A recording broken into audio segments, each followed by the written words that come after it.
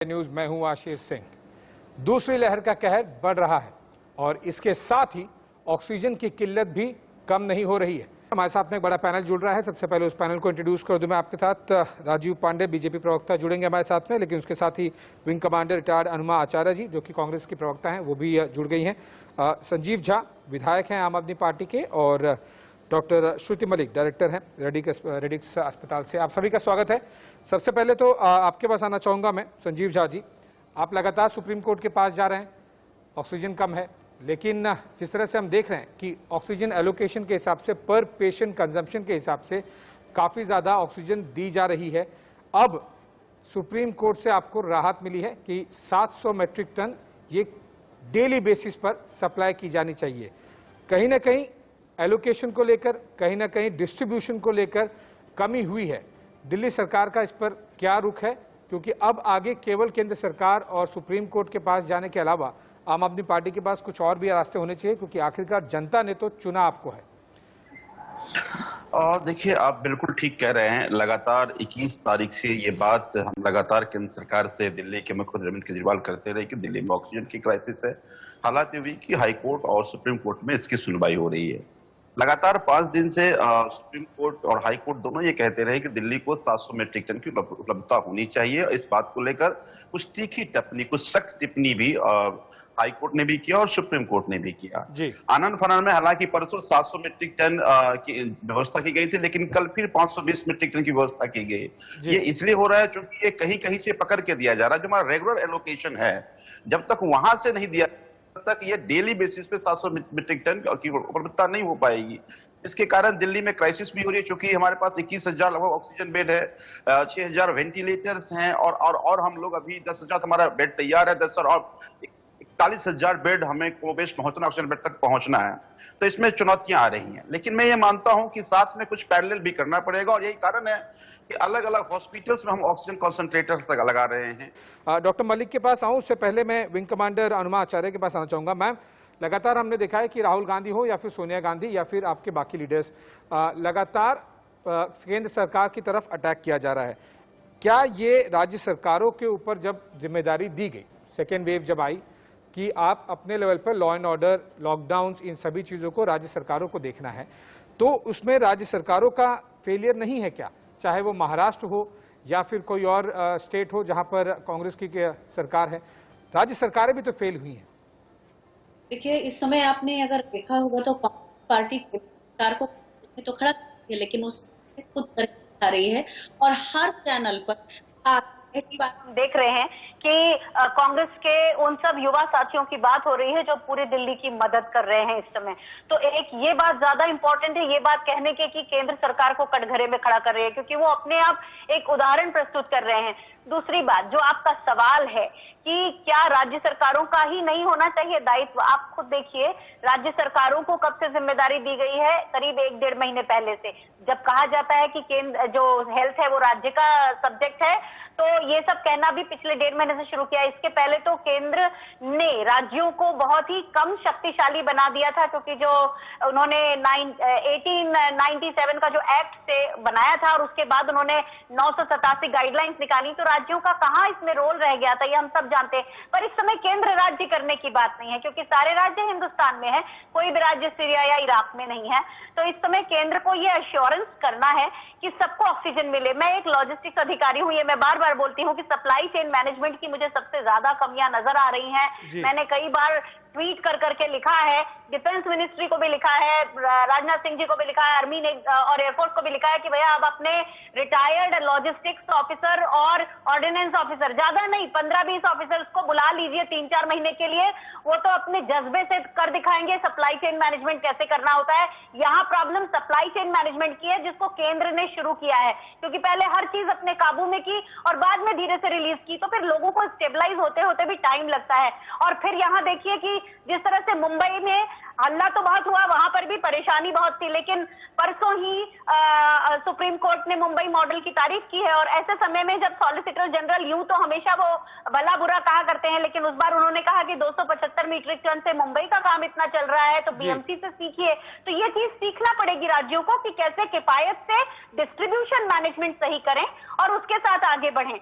और कांग्रेस के लोग तो मदद कर ही रहे हैं, मेहनत कर ही रहे हैं, बहुत सारे लोग अलग अलग इंडिपेंडेंटली कर रहे हैं, आप भी कर रहे होंगे, मैं भी कर रही हूं, तो ये सब मिलके कर रहे हैं, तो उसमें राज्यों को आप दोष न दें। ये हमारे पूरे भारत के ऊपर आपदा आई है, हम सबको इसमें पार्टिसिपेट करना है। इस समय दोष आरोपण की कोई खास जरूरत नहीं है, लेकिन फिर भी ये देखना पड़ेगा कि जो जैसे कि राहुल गांधी जी ने आज एक चिट्ठी में लिखा है प्रधानमंत्री जी को कि टीम लगाइए, साइंटिफिक टीम लगाइए कि कहां पर ये ट्रेंड डबल हो रहा है, कहां ये ट्रिपल म्यूटेट कर रहा है, किस तरह का है, इनके ऊपर रिसर्च करना होगी कि महाराष्ट्र का ट्रेंड जो है वो कहीं और के ट्रेंड से अलग है कि नहीं। तो ये साइंटिफिकली हमको इस पूरी कहानी को देखना होगा, राज्य केंद्र करने से कुछ नहीं होगा। बिल्कुल ये करना नहीं चाहिए और जाहिर सी बात है कि चाहे मीडिया हो, जुडिशरी हो, पॉलिटिकल पार्टीज हो, अपोजिशन या फिर गवर्नमेंट में, इस समय लोगों को ऑक्सीजन और उनकी जो बेसिक स्वास्थ्य की ज़रूरतें हैं उसे पूरा करना जरूरी है। लेकिन जब तक गलतियां कहाँ हो रही हैं, चूक कहाँ हो रही है, चाहे वो विपक्ष हो,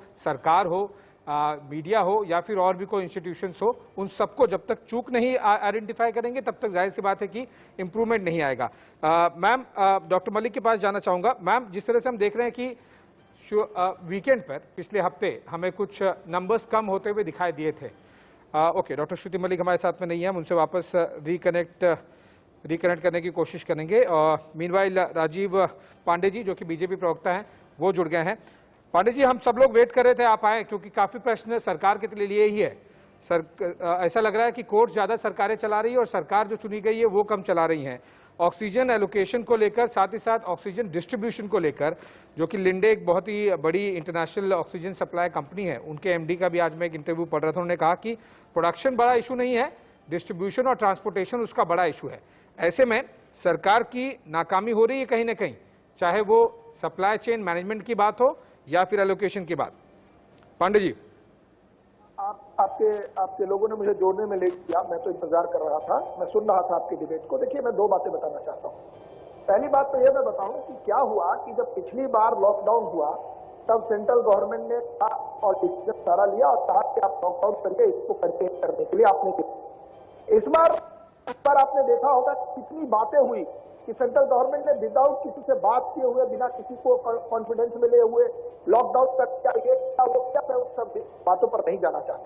इस बार भारत सरकार ने कहा कि देखिए, हर राज्य में आप अपने अपने कंटेनमेंट जोन बनाइए, अपने अपने एरिया पे आप फोकस करके आप किस प्रकार से कोरोना को कंट्रोल करते हैं। तो इस बार जो भी लोग कह रहे हैं कि केंद्र सरकार ने राज्यों के अधिकारों को सीमित कर दिया, पेंडेमिक एक्ट लगा के कर दिया, वो बिल्कुल गलत है। चलिए, पॉइंट टेकन पांडे जी। आपके पॉइंट पे अनुमा आचार्य जी कुछ कहना चाह रही है। Ma'am please go ahead. मैं सिर्फ इतना कहना चाह रही हूँ कि इस समय फिर महाराष्ट्र की बात करके अपने से अदरिंग मत करिए हर स्टेट की। इस समय कांग्रेस के जितने भी लोग हैं सारे पीसीसी एक्टिव हैं, सब लोग काम कर रहे हैं, सबके लिए कर रहे हैं। हम किसी को जानते हैं, पहचानते हैं, ये करते हैं, वो करते हैं, उससे कोई फर्क नहीं पड़ता। इस समय सारे राजनीतिक ये जो उन्माद फैलाने की बातें हैं, जो एक तरह से उकसाने की बातें, इन सबको छोड़कर इस समय जिस तरह से कांग्रेस कर रही है वो मॉडल अपना लीजिए। इस समय देश के साथ आ जाइए, बाकी चीजों के लिए बहुत समय पड़ा होगा। फिर महाराष्ट्र को अदर मत करिए। यही देखिए, यही कहा मैंने पिछली बार भी कि साइंटिफिकली ये देखिए कि महाराष्ट्र में जो ट्रेंड आया है, उस ट्रेन आया है, वो किस तरह से आया है, उसको किस तरह का माहौल वहां मिल रहा है, मौसम और वो सब चीजें, टेम्परेचर, और फिर उसका और आगे जगह आने वाली जगहों में जो गया है उस पर साइंटिफिक रिसर्च करनी है। इस तरह की उकसाने वाली बातें नहीं करनी है। इतनी जिम्मेदारी इस समय जरूरत है। अनुमा जी, आपको लग रहा है कि हमारे जो आईसीएमआर हैं या फिर जो प्रिंसिपल साइंटिफिक एडवाइजर या फिर जो भी हेल्थ मिनिस्ट्री के कंसर्न डिपार्टमेंट्स हैं वो इसको ट्रैक नहीं कर रहे होंगे?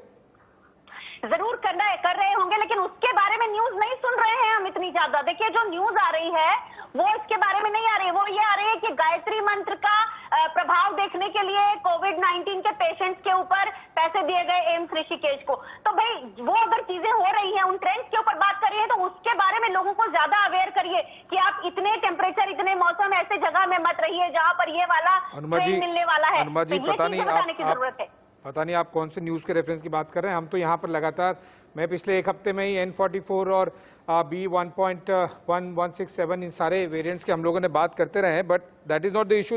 कहीं ना कहीं फेलियर हो रहा है। आगे तैयारी क्या है सरकार की तरफ से? क्योंकि देखिए, सेकेंड वेव तो अभी पीक भी नहीं किया है और आपके प्रिंसिपल साइंटिफिक एडवाइजर कह रहे हैं कि अक्टूबर में तीसरी वेव आ जाएगी। कहाँ आएगी, कब आएगी, कितनी बड़ी होगी, पता नहीं। दूसरी वेव से हालत खराब हो गई है, तीसरी वेव को लेकर क्या तैयारी है?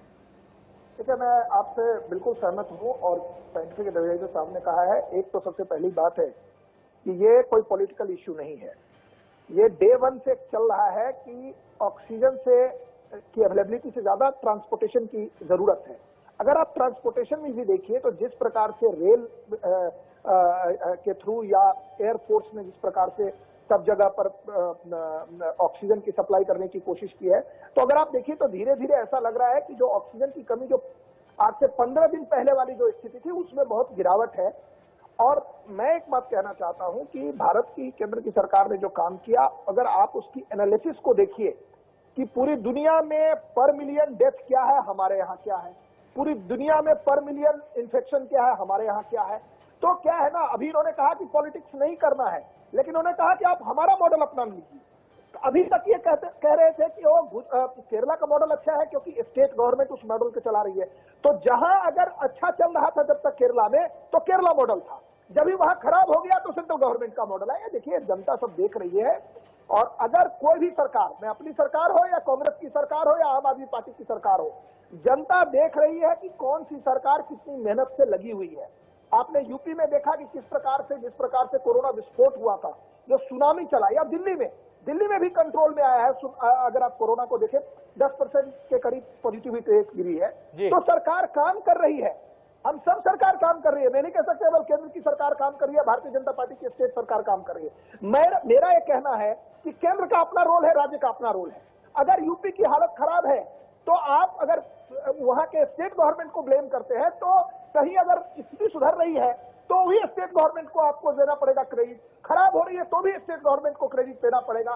आप केवल अपने केंद्र सरकार के बारे में बात करके अपनी कमियां या जो आपका अचीवमेंट है उसको छुपा नहीं सकते। पांडे जी, केवल केंद्र सरकार के बारे में बात करनी होती तो फिर हम बाकी सारे पॉलिटिकल पार्टी से भी स्पोक्स पर्सन नहीं बुलाते, जाहिर सी बात है चर्चा करते नहीं। सभी, चाहे आम आदमी पार्टी हो, कांग्रेस हो, बीजेपी हो, सभी की रिस्पॉन्सिबिलिटी है। और ऐसे समय में सच्चाई तो यह है, केंद्र सरकार क्या कर रही है, नहीं कर रही है, राज्य सरकार क्या कर रही है, क्या नहीं कर रही है, कौन से किसके डोमेन में, सच्चाई तो यह है कि हमारे लिए शर्म की बात है एज ए कंट्री कि देश की राजधानी में अगर कई लोग ऑक्सीजन सप्लाई 80 मिनट लेट पहुंचता है, इस वजह से ऑक्सीजन की वजह से मर जाते हैं। ये हम सबके लिए काफी शर्म की बात है। कहां पे गलती है, कहां पे इंप्रूवमेंट करने की जरूरत है, आरोप प्रत्यारोप सब अपनी जगह है। बिल्कुल जाहिर सी बात है कि इस समय लोगों को उनकी मुहैया जो बुनियादी चीजें हैं स्वास्थ्य को लेकर, वो मुहैया कराई जा सके। नजदीक भी नहीं लग रहा मुझे, चाहे कांग्रेस हो, बीजेपी हो, आम आदमी पार्टी हो, कोर्ट्स के पास जाने पड़ रहे हैं, काफी कुछ ज्यादा क्लैशेस दिख रहे हैं, बहुत ज्यादा ट्वीट्स चल रहे हैं, बहुत ज्यादा लेटर्स लिखे जा रहे हैं। ऐसे समय में जाहिर सी बात है कि पॉलिटिकल पार्टीज का कंसेंसस होना कि किस तरह से पॉजिटिवली आगे बढ़ें और कहां पे किसकी कमी रह गई है उसे आगे बढ़ाएं, इसकी तरफ बढ़ता हुआ कोई कदम दिख रहा है आपको? आपने ठीक कहा कि जब अब इस तरह का संक्रमण दर है, लोग बहुत परेशान हैं, तो कोई पॉलिटिकल अल्टरकेशन नहीं सुनना चाहता। जब टीवी पे आपसे डिबेट कर रहे हैं तो लोग ये जानना चाहता है कि उनका समाधान कैसे मिलेगा, भाई हमें ऑक्सीजन कैसे मिलेगा, उनकी मेडिसिन कैसे मिलेगा, उनका वैक्सीनेशन कैसे होगा। और उसकी चर्चा अगर सब मिलकर करेंगे तो मुझे लगता है कि देश को भी सांत्वना होगी और समाधान भी मिलेगा। मुझे लगता है कि अभी जैसे राजीव जी कह रहे थे, मैं कि स्टेट सब्जेक्ट है हेल्थ में, बिल्कुल मानता हूं, लेकिन चूंकि कोरोना के टाइम में डिजास्टर मैनेजमेंट एक्ट के जरिए जो सेंट्रल कम्युनिटीज हैं, चाहे वो वैक्सीनेशन हो, चाहे वो मेडिसिन हो, चाहे ऑक्सीजन हो, ये सेंट्रल कम्युनिटीज है और ये सेंटर को करना है, डिस्ट्रीब्यूट करना है। और यही कारण है कि कोई स्टेट इसमें चाह के भी कुछ नहीं कर सकती, उस सेंटर के जरिए डिस्ट्रीब्यूशन होगा। और दिल्ली में इसकी अभी कह रहे थे कि दिल्ली में मोहल्ला क्लिनिक है, क्यों नहीं पेशेंट भर्ती हो रही है। हमारे पास बेड की कमी नहीं है, हमारे पास ऑक्सीजन की कमी है। और मुझे लगता है जो एक बात आप कह रहे थे कि यहाँ पर लॉजिस्टिक का इशू है, मुझे लगता है लॉजिस्टिक का भी इशू नहीं है, क्योंकि केंद्र सरकार ने हलफनामा जारी किया है। उन्होंने कहा कि हमारे पास 1631 प्रायोगिक टैंकर है और कह रहे हैं कि 8500 मीट्रिक टन का उत्पादन हो रहा है। तो अगर 1631 हमारे पास प्रायोगिक टैंकर है तो इसकी कैरिंग कैपेसिटी लगभग 24,000 मीट्रिक टन की है। तो मुझे ये लगता है कि अगर प्रायोगिक टैंकर को हम स्टेट वाइज डिस्ट्रीब्यूट कर दें और एलोकेशन तय कर दें कि जिस जगह मान लीजिए हमारा 900 मीट्रिक टन एलोकेशन आप दे रहे हैं, तो 900 मीट्रिक टन एलोकेशन कहां से आना है, उसी के रेशियो में आप मुझे टैंकर दे दें कि अगर मुझे 900 मीट्रिक टन की जरूरत है, 187 का टैंकर दे दीजिए, हम अपने आप इसको लॉजिस्टिक से कैरी कर लेंगे, तो समाधान है। संजीव झा जी, समाधान तो है, लेकिन देखिए कुछ चीजें जो नहीं हुई है उन्हें भी अभी भी करने के लिए कुछ समय बच गया है। जैसे कि बीजेपी कहती है, केंद्र सरकार की तरफ से लगातार बयान आया है कि पीएम केयर्स फंड से अलग अलग राज्यों को अस्पतालों में अपने परमानेंट ऑक्सीजन जनरेशन प्लांट्स के लिए फंड दिए गए थे राज्य सरकार के थ्रू। आपकी सरकार ने एक भी प्लांट नहीं लगाया। अभी क्या कम से कम देर आए दुरुस्त वाया वाली बात शुरू हुई है कम से कम किसी अस्पतालों में? आपके वाले डीआरडीओ वाले मत बताइएगा मुझे, जर्मनी और फ्रांस से जो आए हैं वो नहीं। क्या आपके राज्य सरकार की तरफ से पीएम केयर्स की तरफ से प्लांट लगने शुरू हो गए? मुझे लगता है कि एक तो सरासर जो झूठ बोला जा रहा है कि पीएम केयर्स फंड के जरिए स्टेट को फंड दिया गया। स्टेट को फंड नहीं दिया गया। पीएम केयर्स फंड के जरिए ऑक्सीजन प्लांट लगाने के लिए दिया गया था। अब देखिए उन्होंने ये सेंट्रल गवर्नमेंट उसका टेंडर किया, कॉन्ट्रैक्टर इनका, इंजीनियर्स इनका, तो इसमें राज्य सरकार की कोई बहुत बड़ी भूमिका नहीं थी। राज्य सरकार को जगह जो हमने दिया, हमारे यहाँ 7 प्लांट लगने थे। अब 7 प्लांट के लिए अब एक ही कॉन्ट्रैक्टर को पूरे देश में ऑक्सीजन प्लांट लगाना था। उतना तो हमारे किसी अधिकारी का फोन उठा रहा है, उसकी बात सुन रहा है, तो उसमें समस्याएं थी। उसमें राज्य चाह के भी कुछ नहीं कर सकता था। मुरारी में हमारी एक हॉस्पिटल है, उस हॉस्पिटल में वो टाइम लगने थे। मैं पिलर टू पोस्ट 1 साल तक सभी अधिकारियों को चेस करता रहा, लेकिन नहीं निकल पा रहा था। अब जब प्रेशर पड़ा है फिर वही अधिकारी दिन रात काम करके, सेंट्रल गवर्नमेंट के अधिकारी अब वो काम कर रहे हैं। ऑक्सीजन प्लांट लगभग 2 जगह तो बन चुका है। मुझे लगता है कि आने वाले 10 दिन में बाकी और हॉस्पिटल्स में बन जाएंगे। तो ये जो एक सरासर झूठ बोला जा रहा है कि फंड दिया गया, पैसा नहीं दिया गया राज्य सरकार को। पीएम केयर्स फंड के जरिए ये लगाने के लिए उन्होंने टेंडर किया, जिसमें 8 जगह दिल्ली में लगना था। और ये कमोबेश दिल्ली नहीं, पूरे देश में समस्या थी। पूरे देश में 20 या 22 जगह केवल ये प्लांट लग पाए। देश में ये प्रॉब्लम थी कि कहीं ये स्टॉप नहीं हो पाया। तो मुझे ये लगता है हाँ, लेकिन अब जब ये प्रेशर हर जगह से, चाहे कोर्ट का प्रेशर हो, बाकी जगहों का प्रेशर हो, तो अब ये अलग अलग हॉस्पिटल्स में वार्ड लेवल पे काम हो रहा है। और मुझे विश्वास है कि आने वाले 5-7 दिन में जगह, क्योंकि जो बाहर से ऑक्सीजन प्लांट आ रहे हैं वो भी लग रहे हैं अलग अलग हॉस्पिटल्स में। पीएम केयर्स फंड वाले जो थे वो भी केंद्र सरकार ने दबाव बनाया, उस पर भी काम चल रहा है। तो मुझे लगता है कि आने वाले दिनों में समस्या का समाधान होता जाएगा। मुझे पूरी उम्मीद है कि हम सब लोग राजनीति से ऊपर उठ करके आपस में कोऑर्डिनेशन बना करके, ये कोई आरोप प्रत्यारोप की बातें नहीं है। हमारे पास जो जरूरतें हैं वो हम कहाँ कहेंगे, हम केंद्र सरकार को कोई आरोप नहीं लगा रहे, जो हमारी अपनी जरूरत की बातें कर रहे हैं। मैं पूरी उम्मीद है कि सकारात्मक रुख रख करके जनता के समाधान के लिए हम सब लोग मिलकर काम करें। अनुमा जी, इसको लेकर पॉजिटिव कंस्ट्रक्टिव अप्रोच भी जरूरी है। अच्छी बात लगी हमें सोनिया गांधी जी ने जब कहा कि सर्वदलीय बैठक बुलाने की जरूरत है। उसमें कितना हल निकल पाएगा, नहीं निकल पाएगा, आरोप प्रत्यारोप होगा, ये देखने वाली बात होगी अगर वो बैठक बुलाई जाती है तो।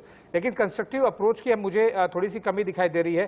रोज एक ये ट्वीट करना कि ये हो गया वो हो गया, इस तरह से करना, ये आपको लग रहा है कि अपोजिशन की एक कंस्ट्रक्टिव क्रिटिसिज्म और कंस्ट्रक्टिव वे फॉरवर्ड वाली अप्रोच दिख रही है? मुझे एटलीस्ट सोनिया गांधी जी का पोर्शन छोड़ दूं तो चाहे कांग्रेस राज्य के चीफ मिनिस्टर्स हो, उनकी भाषा से लेकर लेटर्स तक में मुझे वो कंस्ट्रक्टिव अप्रोच नहीं दिखाई दे रहा कि लोगों को अभी प्राथमिकता दी जाए, राजनीति को बाद में। अनुमा जी, आप एक बहुत बढ़िया सी दोधारी तलवार चला रहे हैं। जब मैंने कहा कि हम राज्य केंद्र ना करें, तो आपने कहा कारण निकालने पड़ेंगे कि किसकी गलती है। अभी हम सुन रहे थे कि जो पीएम केयर फंड से 165 ऑक्सीजन प्लांट लगने थे, उसमें से 3 लग सके क्योंकि टेंडरिंग की प्रोसेस ठीक से नहीं हुई। इसके ऊपर पूरी जवाबदेही पीएमओ या जो भी पीएम केयर फंड देख रहे हैं उनकी बनती है। इसी तरह से 50,000 वेंटिलेटर्स आने थे, 30,000 बने, लेकिन उनका अभी तक टेस्टिंग नहीं हो पाया जो बीईएल में बने हैं। तो इसके ऊपर भी पीएमओ या पीएम केयर फंड को जो देखते हैं उन्हीं अधिकारियों की जिम्मेदारी थी, वो वहां भी फेल हुए हैं। इसके बाद अगर आप राहुल गांधी जी का पत्र देखेंगे, आज का पढ़िए उसे पूरा, उसमें पूरा वो पत्र कंस्ट्रक्टिव है लेकिन जवाबदेही बताते हुए है। क्योंकि अगर ये हाथ मतलब एक तरह से ये नहीं उठाई जाएगी, उंगली बात नहीं बताई जाएगी, सलाह नहीं दी जाएगी, तो विपक्ष अपने रोल से कहीं ना कहीं पीछे हटता दिखाई देगा। एक और चीज, आज के पूरे बहस का सबसे दुर्भाग्यपूर्ण क्षण ये था कि हम दूसरे देशों में इतने लोगों की मृत्यु हुई है, यहाँ इतनी, इसकी जरूरत है क्या? भारत में हाहाकार मचा है, इसीलिए हम ये सब बातें कर रहे हैं। बहुत बहुत शुक्रिया आप सभी, संजीव झा जी, अनुमा आचार्य जी, राजीव पांडे जी और डॉक्टर मलिक, आप सब जुड़े और जिस तरह से हमने आज ये चर्चा की है, उम्मीद करते हैं कि सारी पॉलिटिकल पार्टीज एक साथ में अपने राजनीतिक डिफरेंसेस, भेदभाव भूल कर पूरी तरह से किस तरह से दूसरी वेव को जल्द से जल्द हराएं और तीसरी वेव के लिए तैयारी करें, ये बहुत ही जरूरी है। इस समय पे ब्लेम गेम से नहीं हो सकता कि क्या केंद्र का काम है, क्या राज्य सरकार का काम है, सभी को साथ में आने की जरूरत है।